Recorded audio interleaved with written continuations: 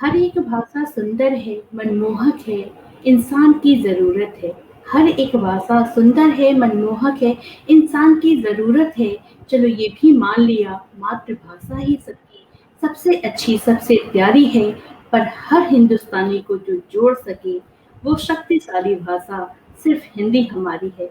हिंदी दिवस की हार्दिक शुभकामनाओं के साथ मैं स्मिता श्रीवास्तव एक बार फिर आप सभी का बहुत-बहुत स्वागत करती हूँ आज के कार्यक्रम भारत की महान विभूतियाँ। विगत रविवार को हमने सम्मान समारोह का आयोजन किया जिसमें आप सभी का साथ इतना भरपूर मिला, जिसकी वजह से कार्यक्रम भी सफल रहा और हमें एक नया रिश्ता, एक प्रगाढ़ रिश्ता भी बन करके और लंबे समय के लिए वो तैयार हो चुका है। तो और अधिक समय ना लेते हुए आज का जो कार्यक्रम है वो भी हिंदी दिवस को ही समर्पित है। और एक बात मैं बता दूं, हालांकि प्रत्येक दिन हमारे लिए हिंदी दिवस के समान ही है, क्योंकि हम ये पटल हिंदी को ही समर्पित है, हिंदी में ही सारे कार्यक्रम होते हैं यहाँ पे।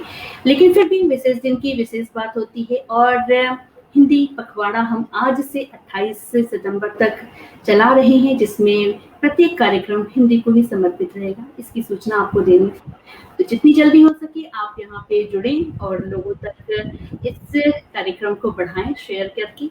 और चलिए मैं मिलवाती हूँ आज के क्या हर बार की हमारे साथ यहाँ उपस्थित रहने वाले आदरणीय गुरुदेव डॉक्टर रमेश कृष्ण जी। बहुत बहुत स्वागत है गुरु जी। हिंदी दिवस की हार्दिक शुभकामनाएं आपको भी। जय हो। शुरू करें मैं ना? जी जी गुरु जी।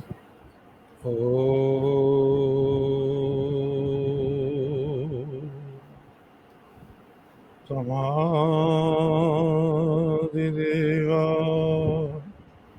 पुरुषाः पुराणस्तमस्य विश्वस्य परं निधानम् वेत्तासि वेद्यं च परं च धाम त्वया ततं विश्वम् अनन्तरूप। ॐ शान्तिः शान्तिः शान्तिः। प्यारी बहन स्मिता जी, आदरणीय मातृशक्ति, धर्म प्रेमी महानुभाव, प्यारे बच्चों, अभी परसों बहुत अच्छा कार्यक्रम था आपके मंच का, और चाहते हुए भी मैं उसमें बैठा रह गया, लेकिन मेरा पौत्र जो है कहीं चला गया और मुझसे ये आता नहीं धंधा। तो फिर भी मुझे लोकमान्य तिलक की बात याद आई। लोकमान्य तिलक पर अपराध सिद्ध नहीं हुआ, फिर भी सरकार ने उनको 6 साल की जेल में डाल दिया। तो उन्होंने अदालत में ये कहा था, हो सकता है मेरे बाहर रहने के बजाय जेल में ही कुछ अच्छा कार्यक्रम हो। तो मैंने सोचा पर्दे में ही शायद परमात्मा को कोई ठीक है, मैं सबके सामने ना आऊं। इससे ये बड़ा लाभ हुआ, मुझे बहुत से चेहरे जिनके नाम सुनता था उनकी वाणी भी सुनने को मिली, दर्शन हुए, बहुत अच्छा लगा। अभी जैसा बहन ने कहा, आज हिंदी दिवस है, कई चीज़ें जुड़ी हुई हैं। हिंदी दिवस है, उधर शिकागो की पार्लियामेंट की भी वर्षगांठ चल रही है, और इधर अमेरिका में जो दुर्घटना हुई थी उसकी भी जोर शोर से चर्चा है। मैं पहले कुछ ही मिनटों में हिंदी की बात करता हूँ, उन लोगों को प्रणाम करता हूँ जिन्होंने सारा जीवन हिंदी को दिया। हिंदी के पितामह भारतेंदु हरिश्चंद्र की मैं चर्चा करूं, वो इतने मालदार थे, बहुत कम लोगों को पता होगा, वो इतने मालदार थे कि उनकी जो बारात गई तो कुओं में ही चीनी की बोरियां डलवा दी गई थी, खींचो और पियो। बहुत मालदार थे, और उन्होंने सारी संपत्ति हिंदी के प्रचार में, देशोत्थान में ही लगा दी। और 35 वर्ष की उम्र में इतना काम कर गए वो, जितना 100 वर्ष में भी संभव नहीं। सच मायनों में हिंदी का जो नायक थे, भारतेंदु जी ही प्रथम सूत्रधार कहे जाए। उनके समानांतर एक और महान पुरुष की मुझे याद आ रही है। 1872 ईस्वी में जब स्वामी दयानंद जी गए थे कलकत्ता में, तो वो एक लंगोटी में रहते थे तब तक। तो उनकी एक विश्व प्रसिद्ध महापुरुष से भेंट हुई। वैसे तो बहुत महापुरुष मिलने आए उनसे, रामकृष्ण परमहंस मिलने आए, केशव चंद्र सेन मिलने आए, अरविंद जी के नाना जी राजनाथ भी उन वसु मिलने आए, और ईश्वर चंद्र विद्यासागर जी आए, जो महान हस्तियां मिलने आई उनसे। केशव चंद्र सेन ने दयानंद जी से पूछा, क्या आप कभी केशव चंद्र सेन से मिले हैं? तो दयानंद जी ने कहा, और मैं किससे बात कर रहा हूँ। अब बड़ा आश्चर्य हुआ, परिचय था नहीं, आपने कैसे पहचान लिया मैं ही केशव हूँ? स्वामी जी ने कहा, इतनी विद्वत्तापूर्ण बातें और कौन कर सकता है। बहुत आत्मीयता से दोनों की भेंट हुई। केशव जी ने प्रार्थना की स्वामी जी से कि मेरे 2 सुझाव हैं, आपको अच्छे लगे तो माने। एक तो आप सन्यासी हैं, ब्रह्मचारी हैं, संत परंपरा के हैं, लंगोटी में रहें, कोई बात नहीं, लेकिन जब स्त्री पुरुष बच्चों की सभा में आए तो आप पूर्ण परिवेश में आए। दयानंद जी ने बात मान ली। उसके बाद आपको जो चित्र मिलेंगे वो पूर्ण परिवेश में ही मिलेंगे।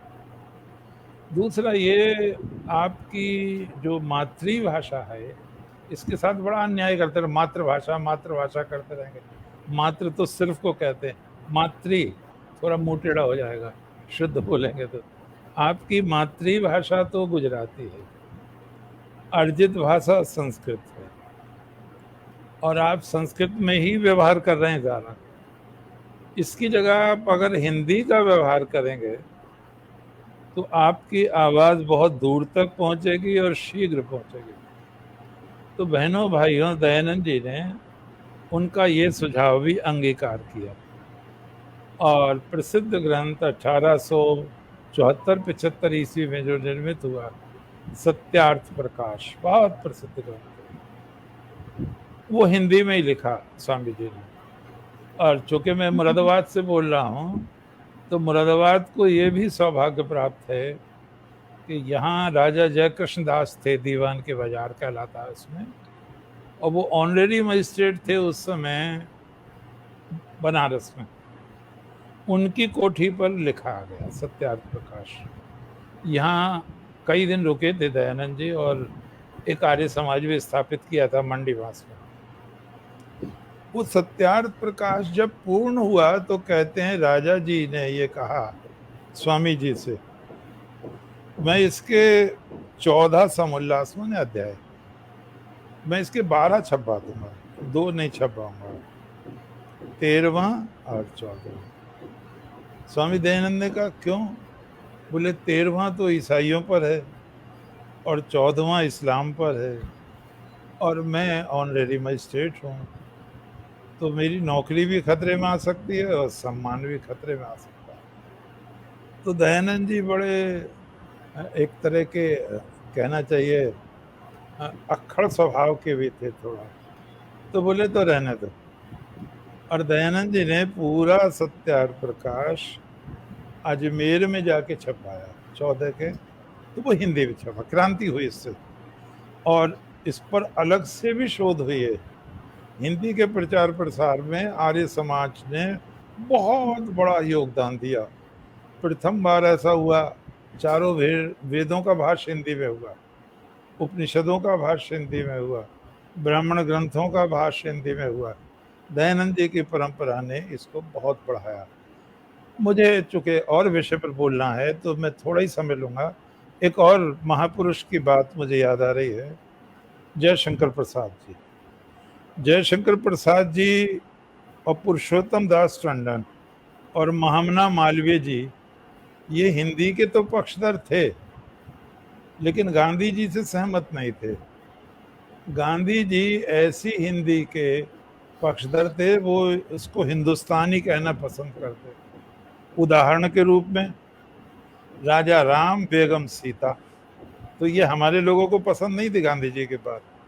बोले ये खिचड़ी भाषा हमें नहीं चाहिए, उर्दू से बोझिल थे वो भाषा, हमें संस्कृत प्रधान चाहिए जिसमें हमारी संस्कृति झलक रही।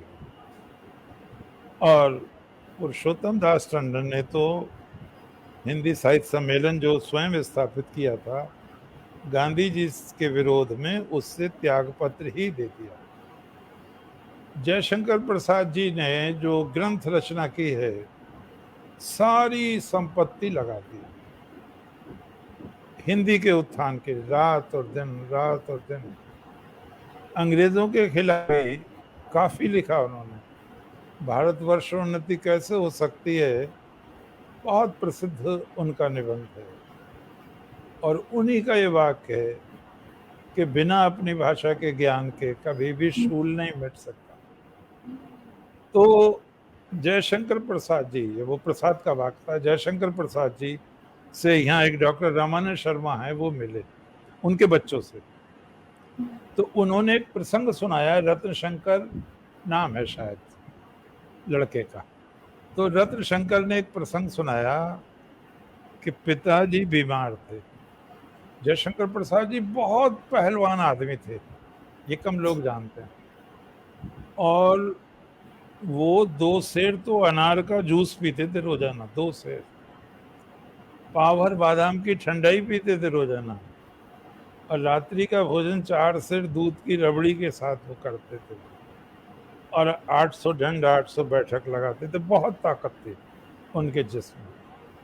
लेकिन हिंदी के ऊपर सारा तो व्यापार उनका ठप हो गया, सारा पैसा खर्च हो गया और उनको राजयक्ष्मा हो गया, तपेदिक हो गई, टीबी। उन दिनों में शायद इतना अच्छा इलाज नहीं था और आर्थिक स्थिति तो बहुत डामाडोल हो गई थी। जब पता चला तो हिंदी साहित्य सम्मेलन और नागरिक प्रचारणी सभा दोनों ने मिलकर 700 रुपया भेजा प्रसाद जी को। और बहन और भाइयों, उन दिनों में 700 रुपया काफी होता था। उनके पुत्र बोले कि पिताजी, अब हम आपका अच्छे से अच्छा इलाज कराएं।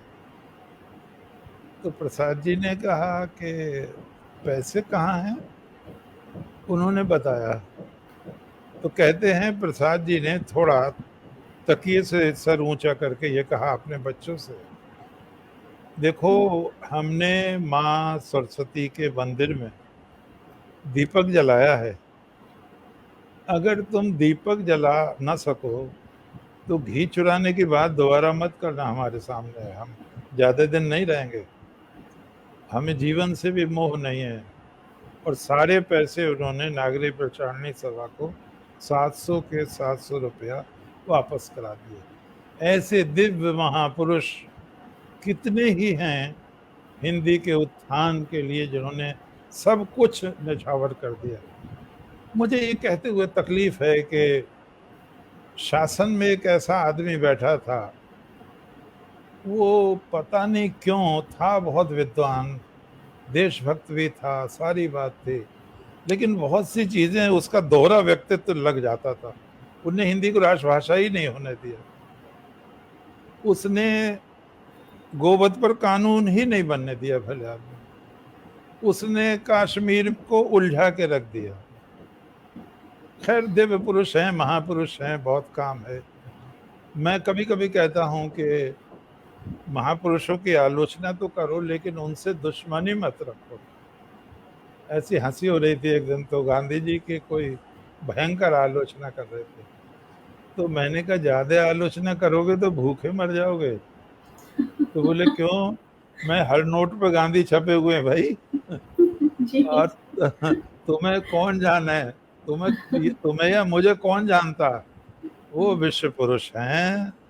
और कितना ही बड़ा संसार का आदमी आ जाए, उसे एक कप चाय तब मिलेगी जब गांधी जी की समाधि पर नमन करे, 2 पुष्प चढ़ाए। बोले हाँ यार, ये तो ठीक कह रहे हो। तो मैंने कहा हमारे करने से ना तो छोटा हो सकता कोई, ना बड़ा हो सकता, वो ईश्वरीय देन है, महापुरुष हैं वो। तो मैं उन सब लोगों के प्रति हिंदी दिवस पर बहुत बहुत प्रणाम करता हूँ, अभिनंदन करता हूँ, वंदना करता हूँ। और जो चीज कभी नहीं थी वो अब हो रही है। देखो कितने दिन से कश्मीर का दर्द था, वो दूर हो रहा है। कितने दिन से ये 3 तलाक का मामला था। आज और नई खबर आई, राजा महेंद्र प्रताप, सारा जीवन लगाया। वास्तव में मैंने उनका बहुत पहले पढ़ा था, मुझे ये पता नहीं था कि वो जाट हैं और इधर के रहने वाले हैं। उनके अलीगढ़ में एक विश्वविद्यालय बनना, मैं कोई छिपाने की बात नहीं कर रहा, लेकिन इसका एक अच्छा परिणाम निकलेगा। 2 यूनिवर्सिटी हो जाएंगी, तो एक तो देश के विपरीत बोलती रहती है हमेशा, और एक हमेशा देश के पक्ष में बोलेगी। तो एक तरह का संतुलन हो जाएगा, प्रतिस्पर्धी हो जाएंगे। तो ये कुछ अच्छी चीजें हैं, हो रही हैं समाज में। और जिन लोगों को सम्मान नहीं मिला, उन्हें सम्मान मिल रहा है। जैसे सरदार पटेल की उपेक्षा हुई, और पटेल ना होते तो सैकड़ों पाकिस्तान हो जाते। ये पटेल का ही साहस था, गांधी के बस का नहीं था ये, ना नेहरू के बस का था, किसी के बस का नहीं था इतनी रियासतों को एक साथ जोड़ना। आज जिन लोगों से थर थर कांपते हैं लोग, नेहरू पंजाब में गए उन दिनों में, तो उनके भाषण में जयकारे लगा दिए सिखों ने। अब वो नेहरू का भाषण रुक गया। ये पटेल जी को पता चला कुछ दिन बाद, हो गए वहाँ भारत स्वतंत्र हो गया था, रियासतों की समस्याएं चल रही थी, तो उनका इंटरेस्ट कुछ अलग था। तो पटेल जी के बीच में ही जब ये नारे लगे, तो पटेल जी ने भाषण रोककर कहा, सुनो, ध्यान से सुनो, तुम हमारे बेटे हो। उन लोगों से कहा, क्योंकि पटेल बहुत बड़े थे, तुम हमारे बेटे हो, औलाद हो, हमें अधिकार है तुम्हें डांटने का, तुम्हें मार पीट कर ठीक करने का। मेरी बात ध्यान से सुनो, अंग्रेज बाहरी था, उससे हम लड़े और उसे भगा दिया। तुम अपने देश के आदमी हो, तुम्हें ये शोभा नहीं देता। और तुम्हें ये भी ध्यान रहे, देखो क्या बात कही, तुम्हें ये भी ध्यान रहे, तलवारें दिखा रहे हो तुम, दांत दिखाने की आवश्यकता नहीं है। हमें दांत उसने दिखाए थे जो सबसे बड़ा कहलाता है, हैदराबाद निजाम ने। हमने दांत उखाड़ लिए उसके, तो तलवारें रख ली लोगों ने, और वो नारेबाजी बंद हो गई। तो पटेल पूरा जीवन लगा देते थे, मरने मारने की फिक्र नहीं करते थे। उन पटेल को अब न्याय मिला है।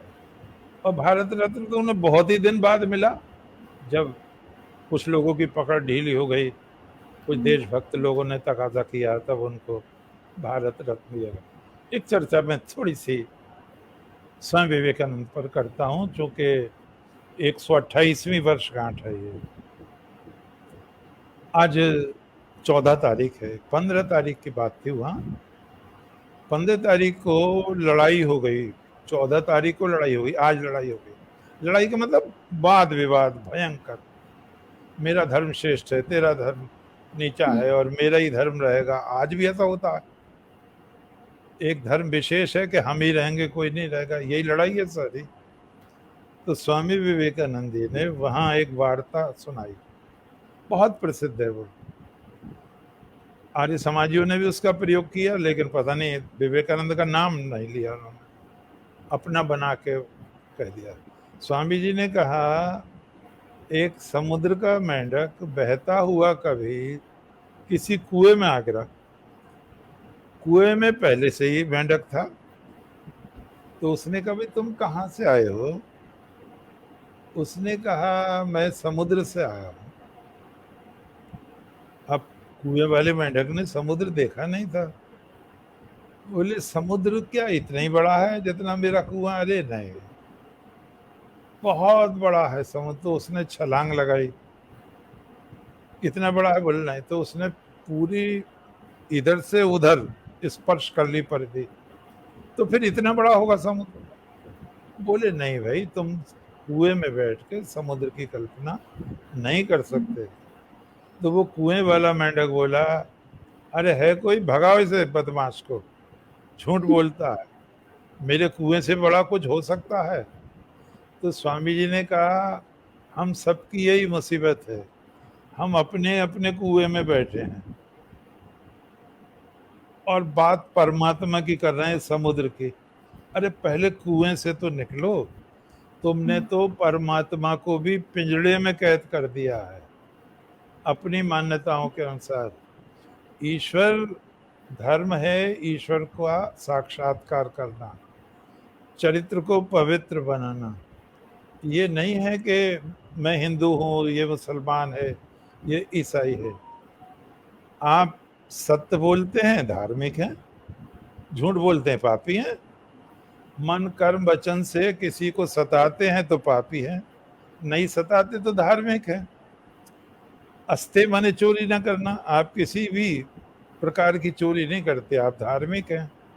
चोरी करते हैं, मिलावट करते हैं, रिश्वत लेते हैं, आप पापी हैं, अपराधी हैं। ब्रह्मचर्य, यदि आप विवाहित हैं, अपनी पत्नी के अलावा सारी स्त्रियों को माँ बहन बेटी देखते हैं, आप धार्मिक हैं। आप वासना करते हैं तो आप पापी हैं। तो बोले धर्म तो जीने का नाम है, ये थोड़ा ही है कि तू हिंदू है मैं मुसलमान हूँ ये। और विनोबा जी कहते थे कि धर्मों ने दुनिया बर्बाद कर दी। विवेकानंद कहते थे, मेरे गुरु कहते थे परमहंस रामकृष्ण, कि ये हिंदू है ये मुसलमान, इसने बर्बाद कर दी दुनिया, आपस में लड़ा के मरवा रहे हैं और धर्म की ABCD नहीं जान रहे। ये भी कानून है, धर्म को बिल्कुल भी जान नहीं रहे हैं। तो अभी आपके संज्ञान में आया होगा परसों, परसों क्या 11 तारीख को, चूंकि 11 तारीख थी उस दिन ओपनिंग हुई है जब, 11 सितंबर, और यहाँ शनिवार पड़ा था 11 का, उस दिन सोमवार था। तो एक लेख है इसमें दैनिक जागरण में, आपने पढ़ा हो तो, डॉक्टर नहीं पढ़ती। रविंद्र कुमार शायद नाम है उनका, बहुत अच्छा लेख है। लेकिन दो गलतियां बड़ी भारी कर दी उन्होंने। अब मैं सोचने लगा, इतना बड़ा विद्वान, वो कहीं प्रोफेसर हैं ऐसा महसूस हुआ। और नीचे लिख भी रहा था, आप प्राच्य दर्शन के विशेषज्ञ हैं। तो मैंने कहा विशेष अध्ययन होगा। लेकिन हम देखो जब बोलते हैं तो हमें जोश में होश नहीं खोना चाहिए। हमें ये ध्यान रखना चाहिए कि हमारी बातें लाखों लोग सुन रहे हैं, भले ही 2 ही लोग सुन रहे हैं, लाखों लोग सुन रहे हैं। और अप्रामाणिक बात ना जाए कोई लोग, नहीं तो उसकी मिसाल बन जाएगी। उन्होंने, डॉक्टर साहब ने क्या लिख दिया कि जब स्वामी जी व्याख्यान दे रहे थे तो वहाँ फ्रेडरिक मैक्स मूलर और सर आइंस्टीन जैसे विद्वान भी मौजूद थे। बहनों भाई, उनकी दोनों बात गलत है।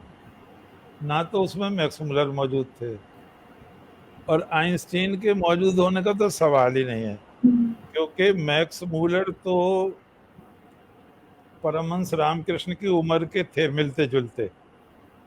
विवेकानंद से जो 1863 और 1836, 17 वर्ष बड़े हैं परमहंस विवेकानंद से।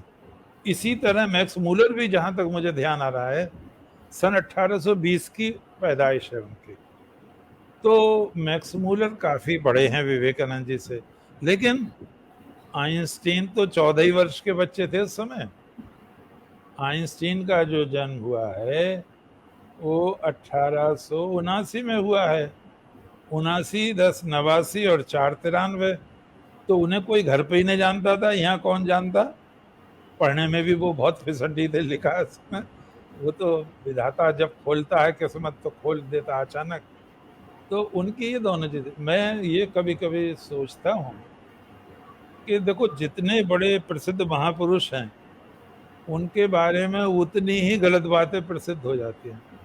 जी। मेरा जहां तक ख्याल है कोई 14-15 वर्ष की बात हो गई, किसी का लेख निकला अमर उजाला में, मुरादाबाद से प्रकाशित हो रहा है अब तो अमर उजाला, तो उसमें लिखा था कि विवेकानंद के पैदा होने के बाद ही उनके पिता विश्वनाथ दत्त घर छोड़कर चले गए, वो सन्यासी हो गए। तो उसमें और भी गलतियां थी, तो मैंने उस पर लेख लिखा पॉइंट्स वार प्रमाण सहित। मैंने कहा स्वामी विवेकानंद से बड़ी उनकी बहनें भी थी, पुत्र नहीं था, पुत्र के लिए ये वो व्रत वगैरह करती और पूजा करा रही थी। भाइयों में विवेकानंद बड़े थे। मैं स्वामी विवेकानंद के एक भाई तो 1956 में मरे हैं और एक भाई 1963 में मरे हैं, तो ये विवेकानंद के बाद ही तो पैदा हुए हैं भले आदमी, तो कैसे कह रहा है। और जो और गलत बात थी उसके भी मैंने प्रमाण दिए।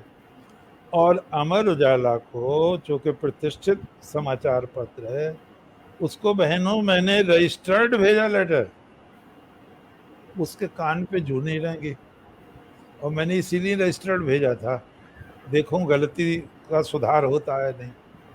फिर मैंने लगभग 1-1.25 महीने बाद फ़ोन किया, कोई महिला ने अटेंड किया, वो बोले साहब तो मीटिंग में हैं। मैंने कहा मीटिंग के बाद मेरा नाम बता देना, बात कराना। खैर उस महिला ने ये अच्छी बात की, आ गए साहब बात कर लीजिए। तो मैंने उनसे कहा कि एक लेख भेजा था मैंने रजिस्टर्ड आपको, अब वो ना तो हाँ के ना के, क्या कहना चाह रहे हैं आप। मैंने कि मैं ये कहना चाह रहा हूँ उसमें बहुत गलतियाँ थी, बहुत विसंगतियाँ थी, और बच्चों के कंपटीशन होते रहते हैं, प्रतियोगिताएं होती रहती हैं, उनके फैक्ट्स गलत हो जाएंगे और उन्हें 0 मिल जाएगा उन पे। तो आपको अगर कोई संदेह था तो मेरे पत्र से विवेकानंद का जीवन चरित्र मिला के देखते आप। तो वो भला आदमी बहन जी क्या कहता है, मुझे तो बड़ा आश्चर्य हुआ, कैसे कैसे महापुरुष बैठे हैं संसार में। बोले आप क्या चाहते हैं। हद तेरी बच्चे, मैं क्या चाहता हूँ। तो मैंने कहा मैं तो चाहता हूँ भूल सुधार, अब रहने दीजिए। मैंने भी फ़ोन काट दिया और उसने भी फ़ोन काट दिया। ये जो चीज़ें हैं, ये सरदार पटेल, मैंने ग्रंथ तीनों को भेजा, यहाँ दैनिक जागरण भी निकलता है रजिस्टर्ड भेजा, हिंदुस्तान को रजिस्टर्ड भेजा, अमर उजाले को उन्होंने 2 शब्द भी धन्यवाद के नहीं दिए। तो ये कौन सी चीज़ें ज़्यादा कवर करते हैं। शांतिपूर्ण सभा, आप देखो कितना बड़ा कार्यक्रम किया आपने, मैंने तो नहीं देखा किसी अखबार में। तो एक दिन ऐसी सभा हो रही थी बहुत अच्छी, लोगों ने कहा कोई अखबार वाला नहीं आया, मैंने सभा जाएंगे, तुम चाहते हो बुलाना। बोले हाँ, मैं गोली चला दो या किसी के गोली मार दो। ये बात आप सही कह रहे हैं। हाँ, तो सारे अखबार वाले यहीं मिलेंगे और मुख्य पृष्ठ पे मिलेगा सबका नाम। तो काम तो अच्छे भी हो रहे हैं, लेकिन सनसनी फैल जाए, उससे बिक्री बढ़े। तो मैं उस परिप्रेक्ष्य में स्वामी विवेकानंद जी महाराज को भी आप सबके साथ नमन करता हूँ, और ये भी आपको जानकारी देता हूँ, ना हो जानकारी, स्वामी जी ने खूब अच्छी हिंदी बोलते थे, इंग्लिश के तो अटूट विद्वान थे वो, और बहुत पत्र लिखे हैं उन्होंने, हिंदी में स्पीचेस दिए हैं, और उन्होंने पत्र संस्कृत में भी लिखे हैं। अंग्रेजी के धुरंधर विद्वान होते हुए भी विवेकानंद जी ने हिंदी में पत्र लिखे हैं खूब सारे, संस्कृत में पत्र लिखे हैं। और आपको ये जानने की भी अच्छा लगना चाहिए कि वो अपने गुरु भाई और शिष्यों को स्वयं वेद पढ़ाते थे, कभी अथर्ववेद पढ़ाते थे, कभी ऋग्वेद पढ़ाते थे, और वो सायण आचार्य का वेद भाष्य पढ़ाते थे। ये उनका अनादर है। मैं अपने मूल विषय पर आ रहा हूँ जो धारावाहिक रूप से चल रहा है, भारत की महान विभूतियाँ। हम भीष्म पितामह पर हैं इस समय, और भीष्म पितामह पर जब हम आएंगे विष्णु सहस्त्र नाम पर, जब आएंगे हम भीष्म स्तवराज पर, जब आएंगे राजधर्म पर, तो जो लोग नहीं जानते वो आश्चर्यचकित हो जाएंगे। भीष्म पितामह जैसा विद्वान नहीं था पूरे भूमंडल पर, हर विषय के ज्ञाता थे वो, और 18,000 श्लोकों में उनका उपदेश है, उनकी शिक्षाएं हैं। कोई विषय ऐसा नहीं है। तो उस पर हम जब विस्तार से करेंगे तो आपको, बच्चों को गर्व होगा, और जो विद्वान जानते हैं उन्हें तो प्रसन्नता होगी कि चलो जागृति हो रही है। ये बात हमें पता थी, फिर सुनने को मिला। मैं जब गीता पढ़ रहा था तो मैंने ये देखा, उसमें भगवान श्री कृष्ण ने अर्जुन को 23 बार भारत कहा है, भारत। और सबसे प्रसिद्ध तो यही श्लोक है, यदा यदा हि धर्मस्य ग्लानिर्भवति भारत अभ्युत्थानम् अधर्मस्य तदात्मानं सृजाम्यहम्। भगवान ने गीता में 23 बार भारत कहा है, 25 बार उनको पांडव कहा है, 8-9 बार उनको कौरव कहा है, 18-19 बार उनको कौन्तेय कहा है। इसका क्या अभिप्राय है ये समझें आप। विवेकानंद जी कहते थे, आप अतीत का जितना अध्ययन करेंगे राष्ट्र उतना ही महान बनेगा। तो भीष्म पितामह जब भारत कहते हैं किसी को, या भगवान कृष्ण भारत कहते हैं, तो एक संदेश जाता है, तुम वीर बनो भरत के समान। आज समुद्र पर्यंत जिनका चक्रवर्ती साम्राज्य था, दक्षिण भारत में जिन्होंने बहुत दान दिया था, जो विश्व के सबसे बड़े सम्राट थे। और वहाँ लिखा है, जैसे पृथ्वी पर खड़ा हुआ व्यक्ति उंगलियों से चंद्रमा का स्पर्श नहीं कर सकता, कोई भी मरणशील व्यक्ति उनकी बराबरी नहीं कर सकता। इससे ज्यादा गौरव क्या होगा। उन्हीं के नाम पर ये देश भारत है, उन्हीं के नाम पर मैं और आप भारतीय हैं, उन्हीं के नाम पर जो एनसाइक्लोपीडिया विश्वकोश है उसका नाम महाभारत है। तो महाभारत में द्रौपदी ने जब ये कहा कि आज भारतों का धर्म नष्ट हो गया, तो उधर ही याद दिला रही हैं वो कि एक स्त्री की रक्षा नहीं तुम कर सकते और अपने को भरत का वंशज बताते हो। मैं यहाँ उस महीयसी गरीयसी नारी का, माता का आपके सामने थोड़ा सा वर्णन करूँगा, जो भरत की माँ हैं, जिन्होंने वो पुत्र उत्पन्न किया जिसने संसार में एक नया अध्याय लिख दिया। हमारी चित्रकला, हमारी लेखन कला, हमारी स्थापत्य कला, हमारा साहित्य, हमारा नृत्य, संगीत, सब पर सम्राट भरत के हस्ताक्षर हैं। अर्थात ये भरत वंशियों की गाथा है। देवी शकुंतला नाम है सम्राट भरत की माँ का। और बहुत बड़े ऋषि विश्वामित्र जो कन्नौज के राजा थे, और उनके पूर्वज कुशिक हुए हैं। और चूंकि विश्वामित्र क्षत्रिय से ब्राह्मण हो गए थे, तो जितने कौशिक ब्राह्मण हैं सब क्षत्रिय हैं और विश्वामित्र की औलाद है। आज भले ही वो भूल गए हों, मैं याद दिला दूं उन्हें तो अच्छा लगेगा। बहुत क्रांतिकारी व्यक्ति थे विश्वामित्र।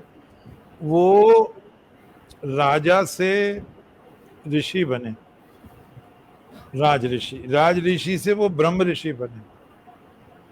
और यहाँ तक कहा जाता है कि गायत्री मंत्र जो सर्वश्रेष्ठ मंत्र है, उसके दृष्टा विश्वामित्र जी हैं। बहुत बड़ी देन है। एक और ऋषि हैं, मैं उनका इतिहास खोज रहा हूँ, कभी मैंने उसको बचपन में पढ़ा था। गृत्समद ऋषि है। सबसे पहले उन्होंने कपास को खोजा था, सबसे पहले सूत काता था, सबसे पहले नग्न जिस्म को जिस ऋषि के वंशधरों ने आवृत किया, वस्त्रालंकृत किया, उनका नाम ग्रीष्मत था। अब मैं कई लोगों से, इसलिए गार्स्पियन भी कहते हैं कहीं कहीं कपास को, उनकी वजह से कहते हैं बहुत तप कर रहे थे विश्वामित्र जी, और इंद्र को डर हुआ कि 100 यज्ञ कर लिए या इतना तप कर लिया तो इसके दावेदार हो नाखून धुल जाएंगे। जाएगा। जी। हमारे एक आचार्य जी हैं कांठ में, देवराज जी, वो मुझसे अक्सर पूछते थे, गुरुजी आप तो मुरादाबाद रहते हैं? मैं हाँ मुरादाबाद रहता हूँ। तो बोले आपको विद्वान नहीं मानते मुरादाबाद वाले? तो मैंने कहा क्या बात है?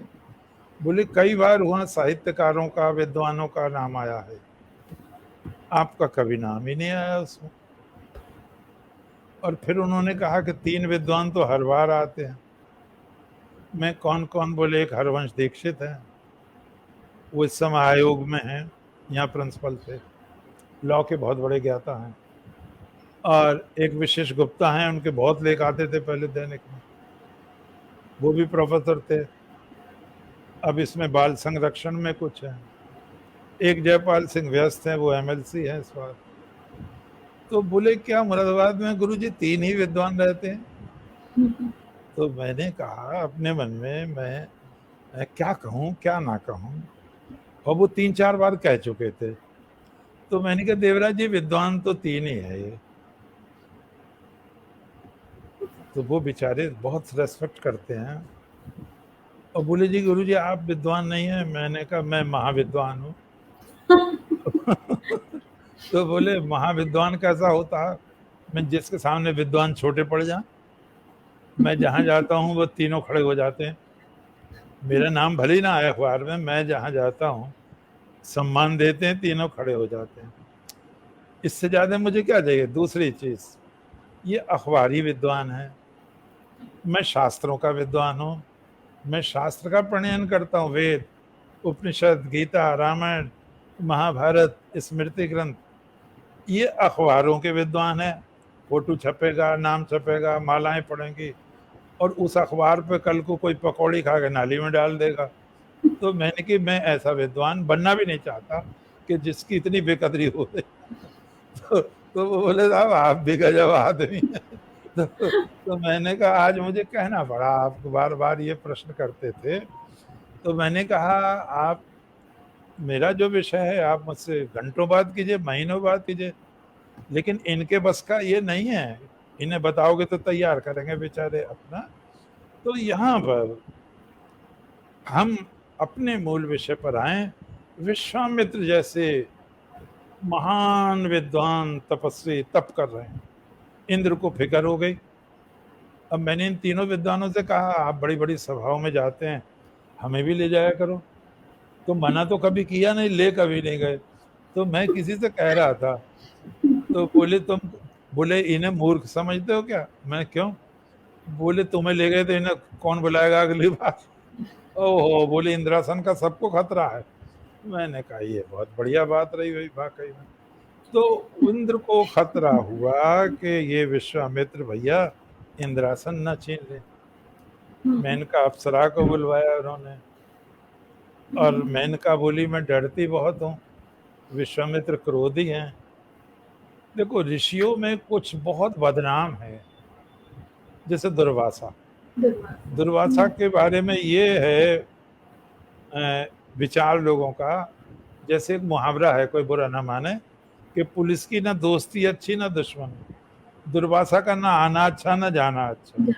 और वो कभी, वो सांप तो उनके मुंह पे ही रखा रहता, पता नहीं कब किसको वो शाप दे जाए। तो मेनका ने कहा मैं बहुत डरती हूँ विश्वामित्र जी से, अगर मुझे शाप दे के भस्म कर दिया तो मैं तो कहीं की भी नहीं रहूंगी। तो इंद्र ने कहा नहीं ऐसा नहीं होगा। तो उसने इंद्र को कुछ सुझाव दिए कि जब मैं जाऊं तो सुगंधित वायु चलने लगे, मादक वायु, फूल झड़ने लगे।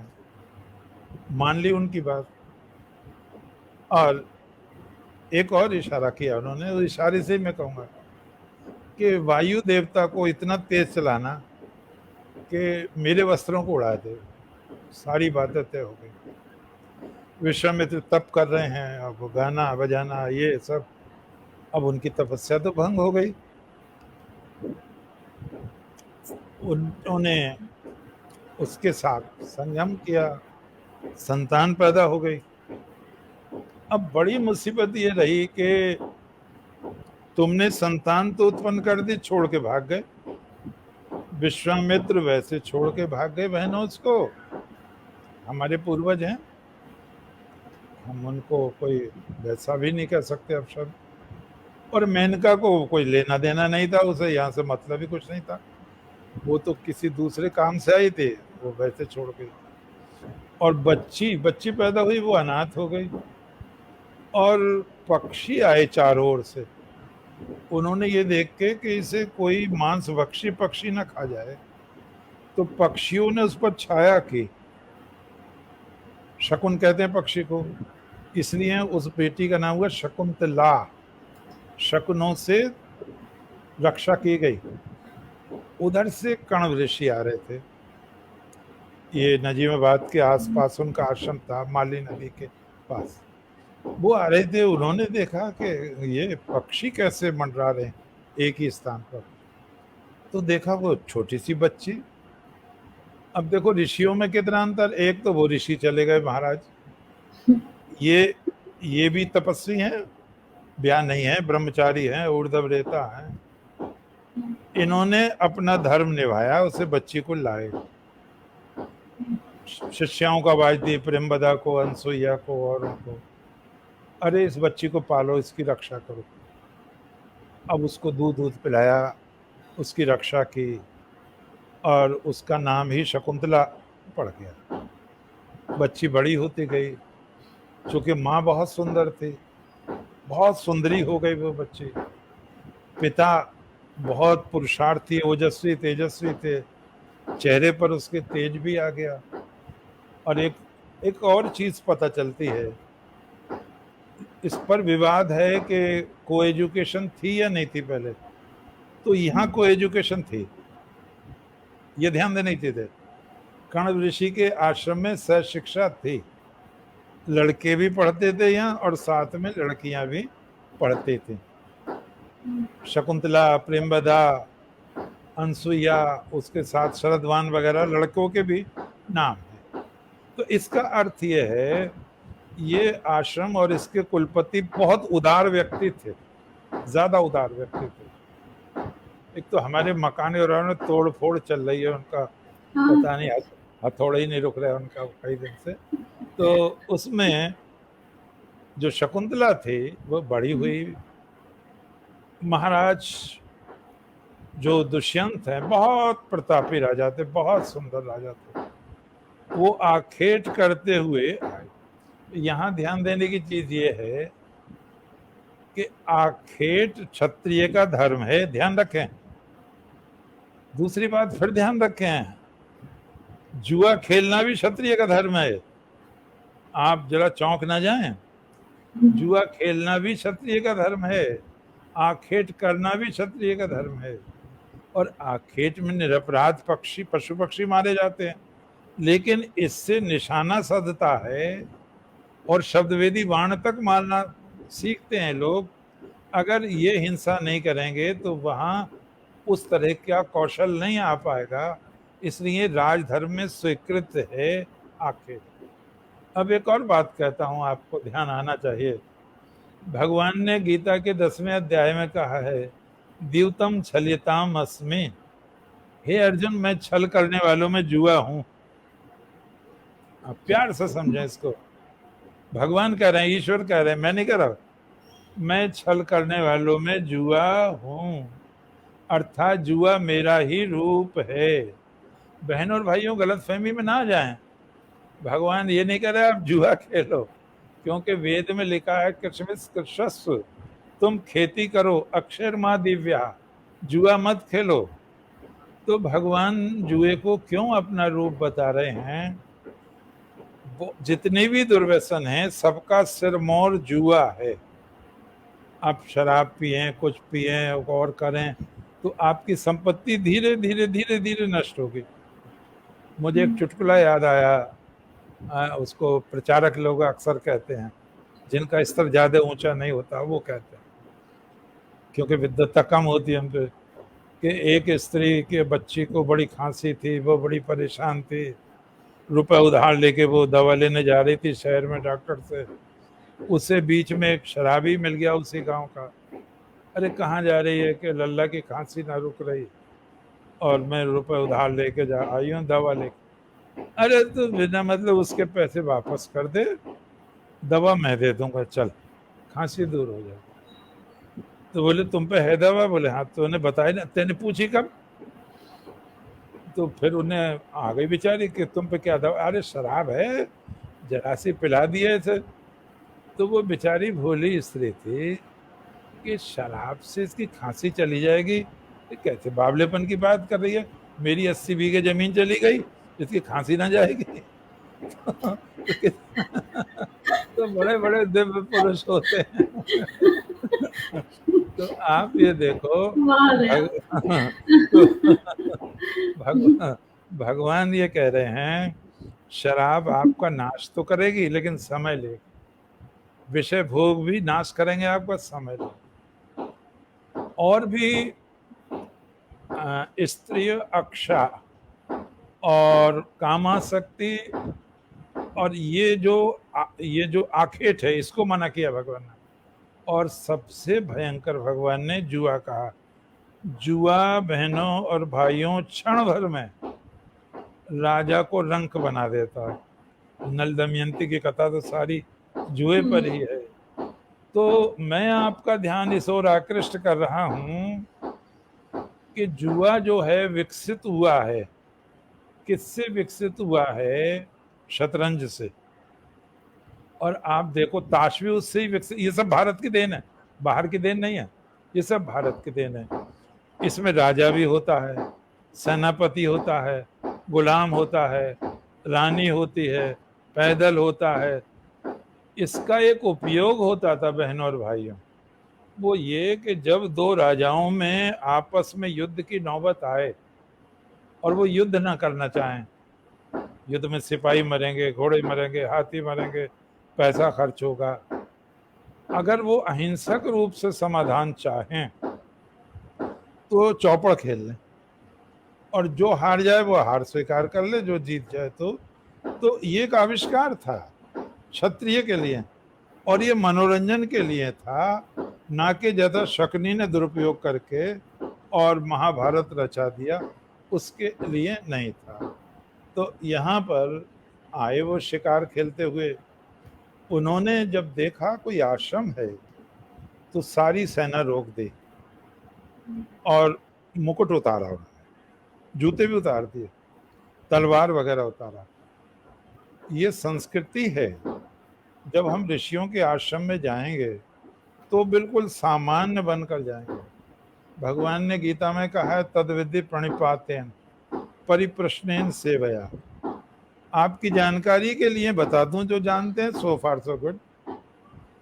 भगवान बुद्ध कहीं जा रहे हों, बीच में कोई राज्य पड़ता हो और वहां सूचना ना हो राजा को, भगवान बुद्ध को भी नहीं जाना है वहां, तो वो राजा 6 मील पैदल चलकर आता था भगवान बुद्ध को रिसीव करने। आते नहीं थे भगवान बुद्ध, वहीं रिसीव करने, चरण स्पर्श करने, आशीर्वाद लेने, सामान्य व्यक्ति की तरह। सिर पर कुछ पकड़ी नहीं, छत्र नहीं, कुछ नहीं, मुकुट नहीं, पैरों में जूते नहीं, अस्त्र शस्त्र नहीं। ये विद्वत्तम च नृपत्तम नैव तुल्यम कदाचन स्वदेशी पूज्यते राजा विद्वान सर्वत्र पूज्यते। और विद्वान में वो तो योगी थे। मैं ये सोचने लगा बहनों और भाइयों, बुद्ध को 2500 वर्ष हो गए, भगवान को 5000 वर्ष हो गए, भगवान राम को कहते हैं 9.25 लाख वर्ष हो गए। क्या अब भी कोई राजा हो सकता है ऐसा जिसे पता चल जाए कि इधर से वो महापुरुष जाएंगे और वो 6 मील चलकर उनको रिसीव करे? तो बहनों और भाइयों, मुझे बहुत प्रसन्नता हुई। स्वामी विवेकानंद को जैसे ही महाराजा खेतड़ी के, अजीत सिंह नाम है, उन्होंने सुना तो 12 मील चल के रिसीव किया उनको। भाई मैंने कहा धन हो। ऐसे लोगों का नाम आता है, संस्कृति उनसे सुरक्षित रहती है उनसे। राजा अकेले गए उस वन में तो देखा वहाँ ऋग्वेद का पाठ हो रहा है, दूसरी ओर गए वहाँ यजुर्वेद का पाठ हो रहा है, तीसरी तरफ गए तो सामवेद का गायन हो रहा है, दूसरी ओर गए तो वहाँ वेदांत की चर्चा चल रही है, आत्मा क्या है, परमात्मा क्या है। बहुत दिव्य भाषा, दिव्य वातावरण, और जैसे स्वर्ग में आ गए हैं। और वहाँ कोई पशु किसी की हिंसा नहीं करता, वातावरण बहुत ही पवित्र है। उन्होंने पूछा किनका आश्रम है, तो अनसुईया आई, उसने कहा ये कण्व ऋषि का आश्रम है। उन्होंने कहा मैं गुरुजी के दर्शन करना चाहता हूँ। तो अनसुईया ब्रह्मदा के साथ शकुंतला भी है। तो इन बच्चियों ने कहा हमारे गुरुजी कहीं गए हैं फल लेने दूसरे उपवन में, आप उनकी प्रतीक्षा कीजिए। अब महाभारत में लिखा है आदि पर्व में, राजा ने जब देखा शकुंतला को तो वो सुध-बुध खो बैठा और उसने कहा तुम ब्राह्मणी तो नहीं हो। अब कोई अचानक कह दे तुम ब्राह्मणी तो नहीं हो और वो सचमुच ब्राह्मणी नहीं है, तो शकुंतला चौंक गई कि राजा ज्योतिष जानते हैं, क्या बात है। तो बोले हाँ राजन, मैं ब्राह्मणी नहीं हूं। आपने कैसे पहचाना मैं ब्राह्मणी नहीं हूं? दुष्यंत ने कहा बहुत अच्छी बात है, इसको देखना चाहिए आपको, कि मैं क्षत्रिय हूं, मेरा मन क्षत्रिय कन्या पर तो जा सकता है, ब्राह्मण कन्या के प्रति आसक्त नहीं, मैं पूज्य भाव रखता हूं। तो मैं यही सोचने लगा कि मेरा मन तुम्हारी ओर क्यों खींच रहा है, ऐसा तो नहीं है तुम ब्राह्मण कन्या ही ना हो। तब उसने कहा हाँ मैं ब्राह्मण कन्या नहीं हूं, और नाम दिया मैं विश्वामित्र और मेनका की कन्या। उन्होंने बहुत प्रसन्नता व्यक्त की और बातों ही बातों में उन्होंने बहनों प्रस्ताव रख दिया गांधर्व विवाह का। बहुत अच्छी बात कही देवी शकुंतला ने। उन्होंने कहा मेरे पिता को आ जाने दीजिए आप, और मेरा मुझ पर उन्हीं का अधिकार है। मेरे माता पिता तो मुझे छोड़ गए, तो सबसे बड़े माता पिता मेरे कान में ही।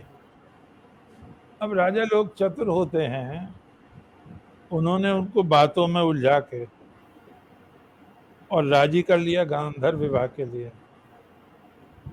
और यहाँ बड़ी समस्या ये हो गई, शकुंतला के चरित्र को मैं आपके सामने तराश रहा हूं, आप दोनों चीजें देखें। जब राजा प्रस्ताव करते हैं विवाह का तो पूरा तौल लेती है शकुंतला। शकुंतला विदुषी है, वेद जानती है, शास्त्र जानती है, उपनिषद जानती है, स्मृति ग्रंथ जानती है, न्याय जानती है, सांख्य जानती है, और 4 प्रकार की नारियां कही गई हैं, पद्मिनी, चित्रिणी, शंखिनी, डंकिनी। अब वो पद्मिनी जाति की है।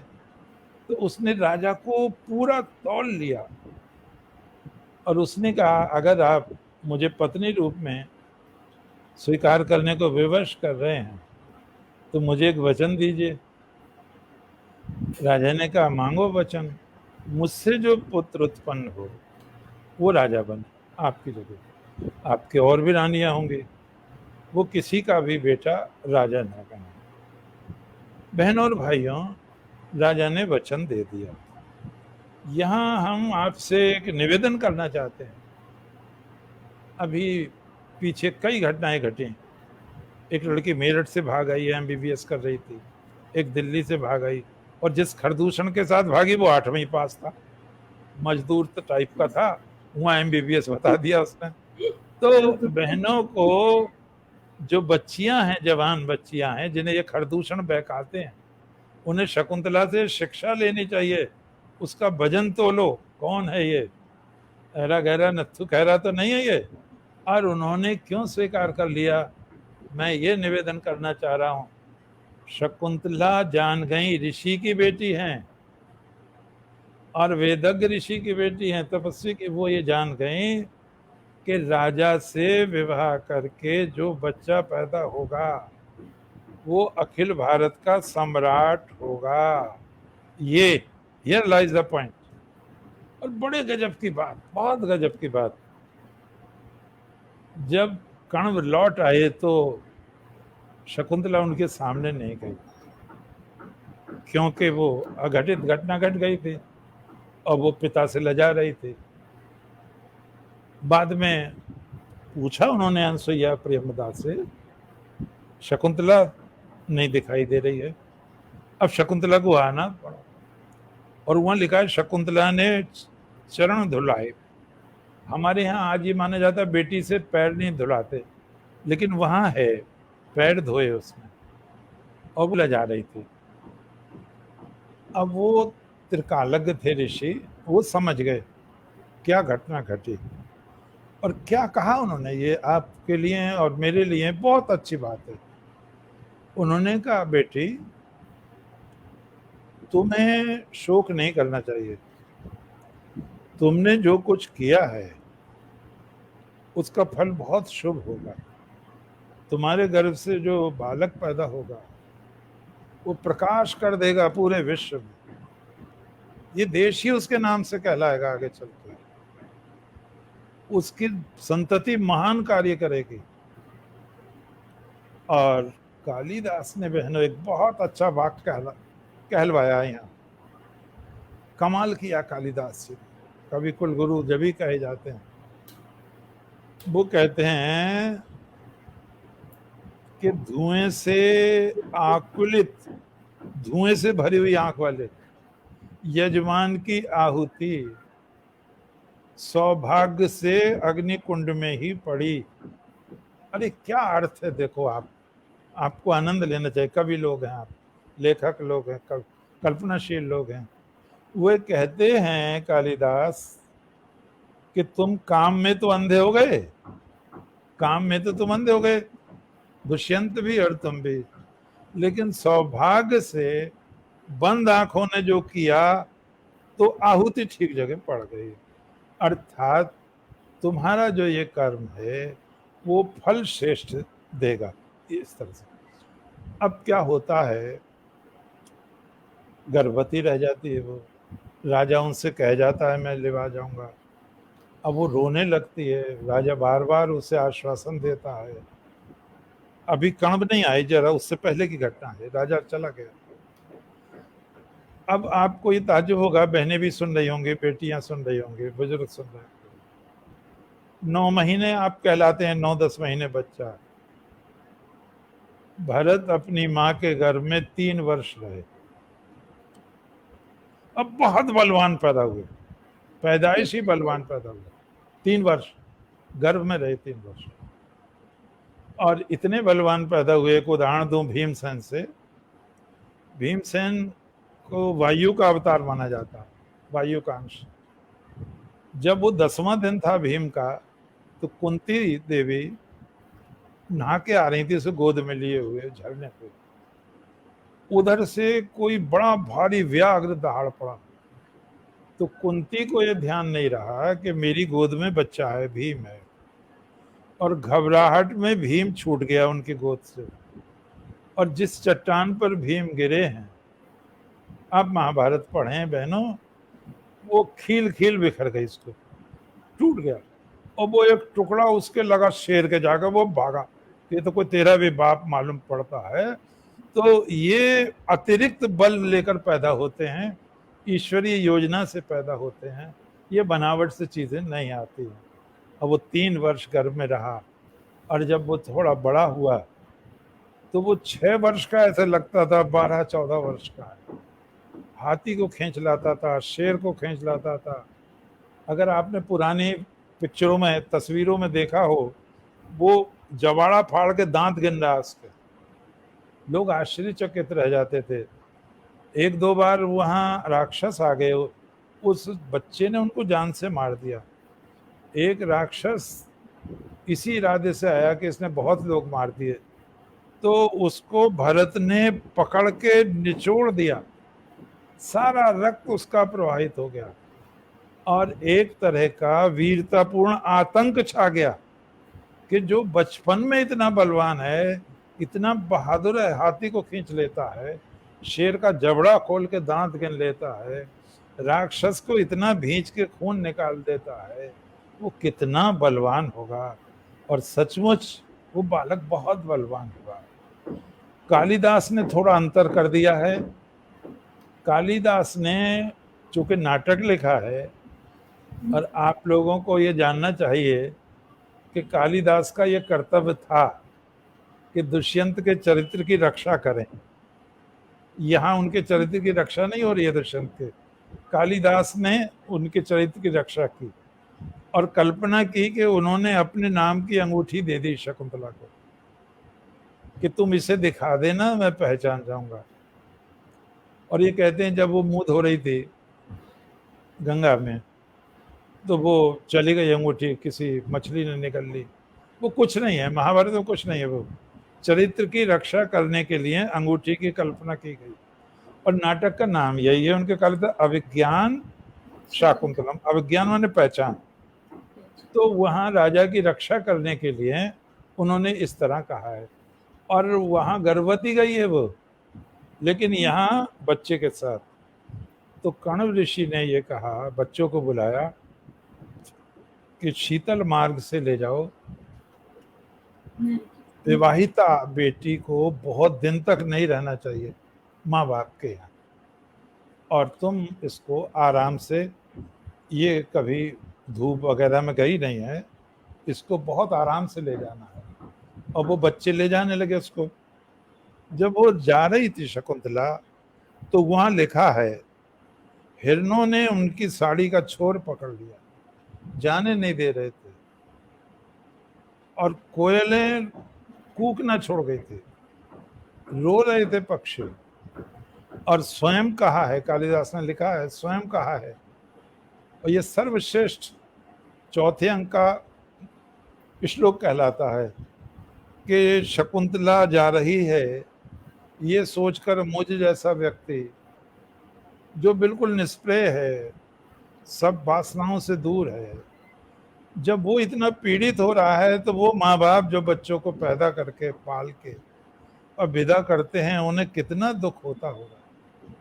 आपको ये जानकर अच्छा लगेगा कि अभिज्ञान शाकुंतलम का नाटक जब बंगाल में कलेक्टर जॉन्स ने किया, विलियम जॉन्स ने, तो उसके 60 संस्करण हुए इंग्लैंड में, 60 संस्करण, इतना प्रसिद्ध हुआ। फिर फ्रांस में उसके बहुत संस्करण हुए, जर्मनी में बहुत संस्करण हुए। और ये कालिदास का जो नाटक है और महाभारत मूल है, ये सारे विश्व में छा गया भारतीय संस्कृति का। और यहाँ हिंदी के एक बहुत बड़े विद्वान हुए, DIOS inspector of school, Lakshman Sen ने उसका अनुवाद किया था, वो भी बहुत प्रसिद्ध हुआ था। तो यहाँ हमें बात का उपसंहार करें, आगे फिर लेंगे। तो वो आ गई राजा के यहाँ। जब राजा के यहाँ आ गई तो द्वारपाल ने सूचना दी कि एक स्त्री आई है और उसके साथ एक लड़का है। राजा ने कहा उपस्थित करो। तो शकुंतला ने कहा आप मुझे पहचानते हैं? राजा ने मना कर दिया। वहाँ अंगूठी वगैरह कोई है, कल्पना नहीं है महाभारत में, इसलिए वो नहीं है कोई।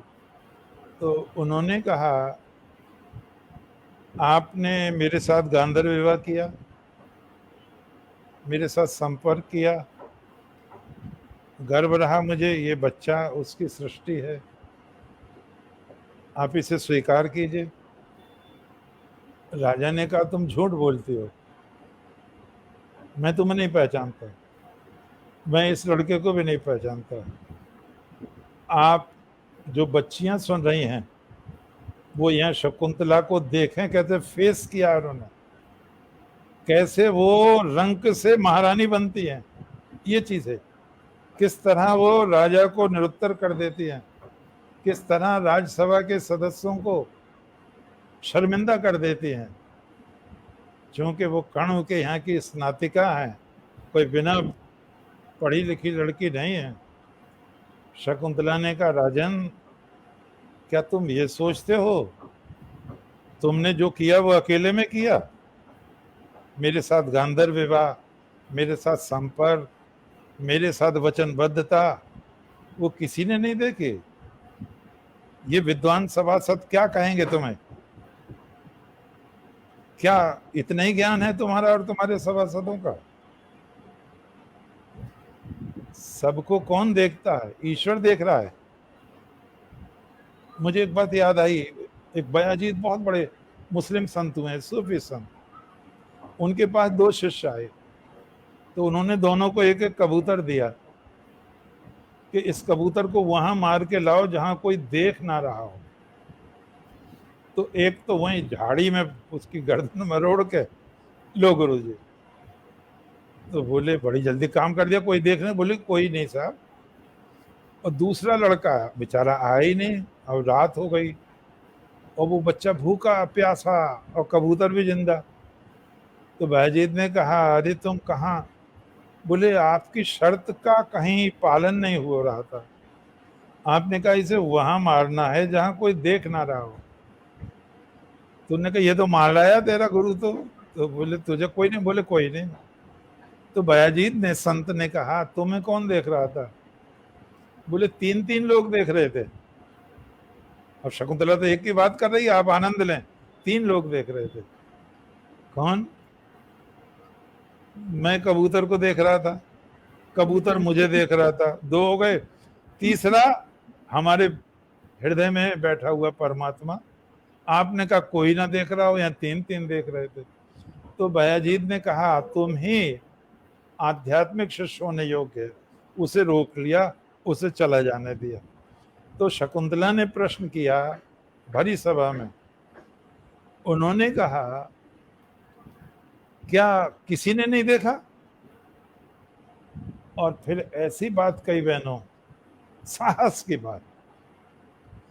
अगर तुम निरंतर झूठ बोलते रहे, तुमने धर्म की अवहेलना की, तुमने सत्य की अवहेलना की, यदि तुमने संस्कृति के मूल्यों को धोखा दिया, तो तुम्हारे सिर के टुकड़े टुकड़े हो जाएंगे।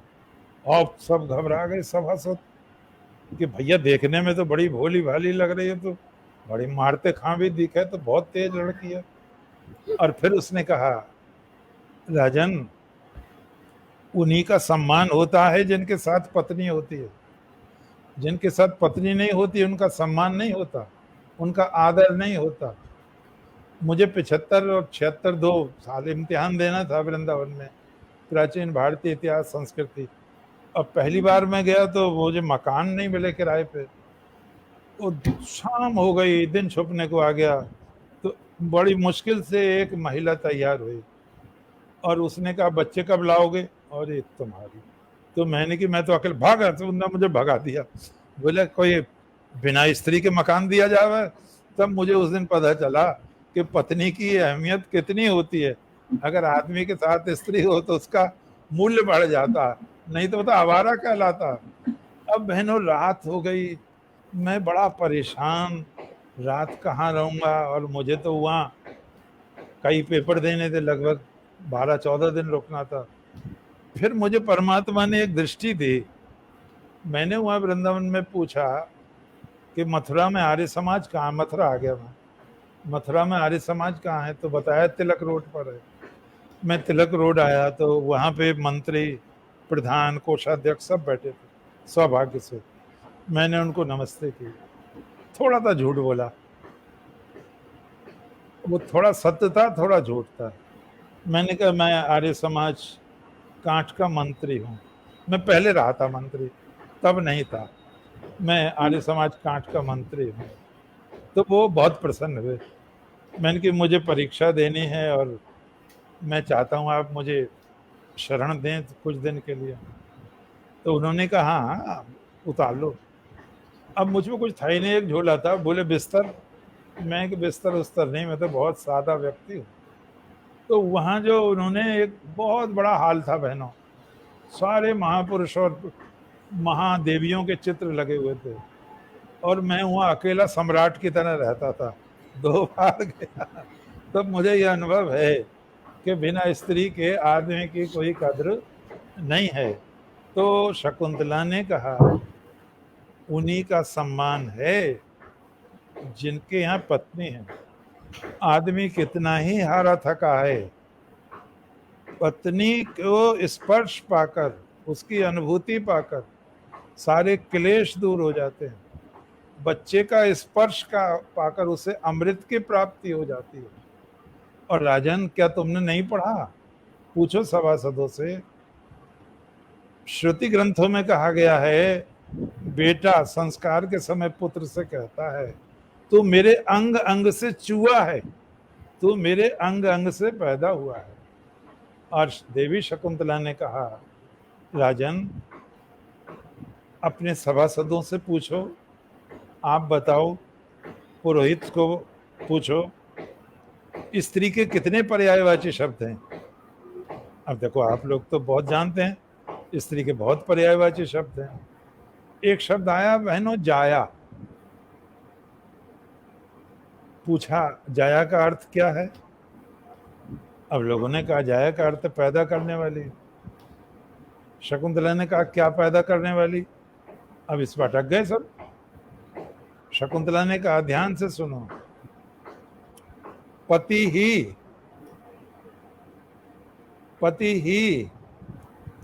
पत्नी के गर्भ में प्रवेश करके पुत्र रूप में जन्म लेता है, इसीलिए उसको जाया कहते हैं। और वो दंग रह गए लोग कि ये तो बड़ी विदुषी लड़की है। और उन्होंने राजा से कहा, तुम्हें थोड़ी लज्जा आनी चाहिए, तुम्हें शर्म आनी चाहिए, तुम किस तरह का व्यवहार कर रहे हो अनार्य लोगों का। और देखो, स्त्री पिता के समान है, स्त्री माता के समान है, स्त्री मित्र के समान है।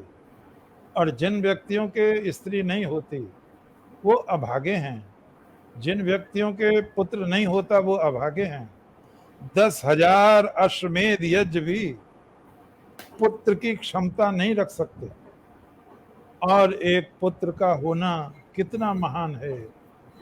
लोग पुत्र उत्पन्न करते हैं कि वो हमें पुत्र नामक नरक से छुड़ाएगा, इसीलिए उसको पुत्र कहते हैं। यहाँ पर मैं अंतिम शब्द कह के आप सबको धन्यवाद दूं।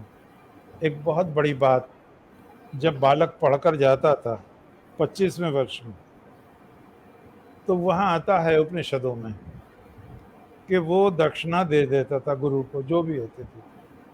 और गुरु उससे कुछ ऐसी चीजें कहते थे जो सारी उम्र के लिए होते थे। सत्यम वद, सत्य बोलना, धर्मम चर, दोनों मंत्र हो गया। सत्य बोल, धर्म का आचरण कर। अगर धर्म की हत्या होती हो तो सत्य मत बोलना। वही सत्य सत्य है जिससे धर्म की रक्षा होती हो। बहन बेटी की इज्जत बचाने के लिए, किसी के प्राण बचाने के लिए यदि झूठ बोलना पड़े तो वो धर्म है, सत्य बोलना पाप है। ध्यान रखें, संस्कृति के पहलू हैं ये। सत्यम वद, सत्य बोलना, धर्मम चर, धर्म पर चलना, स्वाध्यायान मां प्रमदः, स्वाध्याय में प्रमाद मत करना, मां व्यच्छेदसि तंतुम, मां माने नहीं, व्यच्छेदसि माने तोड़ना, तंतुम माने धागा, सिलसिला। इस धागे को मत तोड़ देना, इस सिलसिले को मत तोड़ देना। क्या कह रहे हैं? बहुत गजब की बात कर रहे हैं बहनों भाइयों।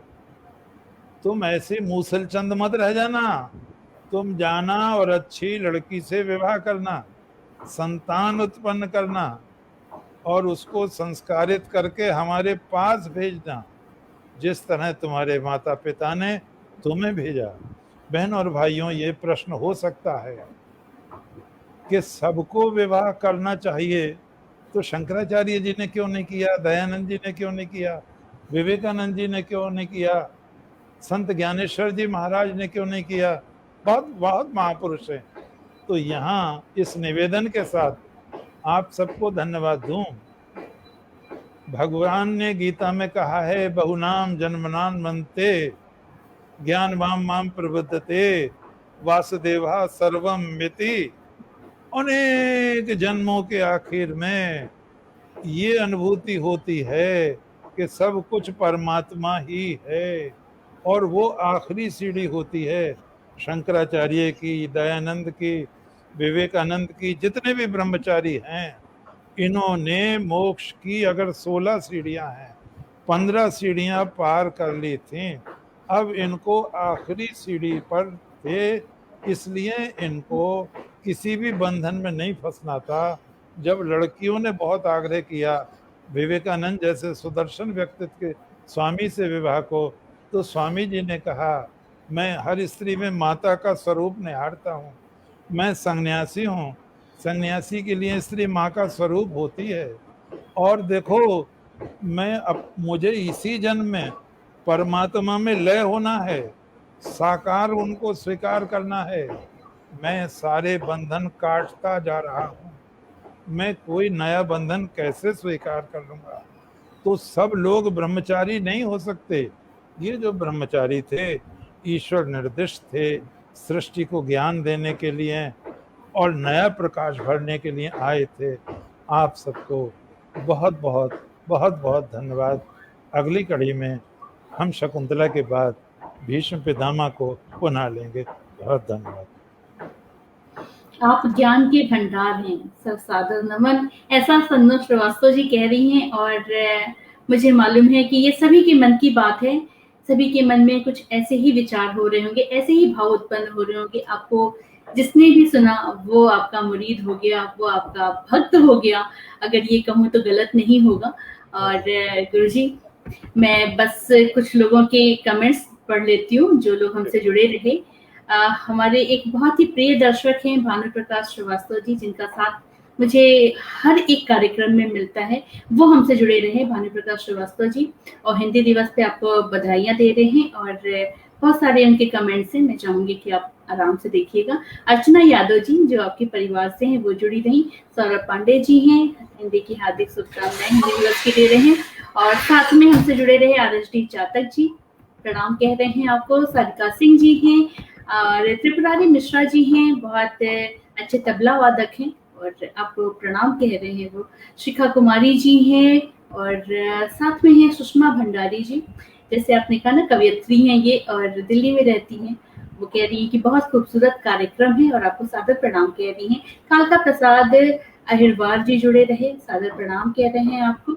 और साथ में रही नूतन वर्मा जी, मुकेश वर्मा जी, शन्नु श्रीवास्तव जी, अजीत कुमार श्रीवास्तव जी, और एक नाम है एहसान अहमद जी, कहते हैं कि आदरणीय डॉक्टर रमेश जी ने अखबार पर बहुत सटीक टिप्पणी की, आपको बहुत बहुत साधुवाद, और वो भी प्रणाम कह रहे हैं आपको। श्याम मोहन जी जुड़े रहे हमसे, कीर्तन त्रिपाठी जी हैं, और सभी लोग आपको प्रणाम कह रहे हैं, हिंदी दिवस की हार्दिक शुभकामनाएं कह रहे हैं, सभी को हार्दिक शुभकामनाएं। और गुरु जी बहुत बहुत धन्यवाद, बहुत बहुत आभार।